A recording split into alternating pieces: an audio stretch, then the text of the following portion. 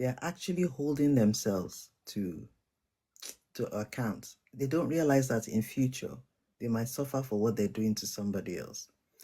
Anyway, he comes back after finishing school and decides he wants to go abroad because he's now read book now and he has a lot of opportunities abroad. And he kept telling her, I will marry you. The girl said, why don't I come with you? Marriage does not stop you. He said, I don't want any distraction. I will come back and marry you in 2 or 3 years. So every now and then he will send money to her. He told her to forget her business. She doesn't need it. And she listened. That's the sad part. She listened to a promise that had no intention. If you wanted to marry her, why didn't you do the first thing to introduce her and put a ring on her finger? He didn't do that. It was just mouth. And because of her self-esteem, she thought this is love. And she waited 5, 10, 15 years, only to find out when somebody prodded her to check social media. The man had returned back to the country and married somebody else.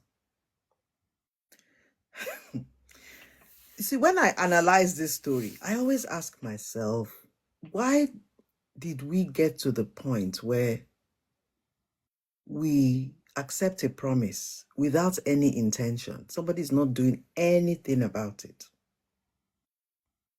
The person did not start an engagement process. They didn't come to your family to ask. They didn't put a ring on your finger. And they say they are going to marry you with mouth and you believe them. It's time to stop that too. I saw another story. This one, another real life story. This guy, they were from different cultures. One was black, the other one was Caucasian.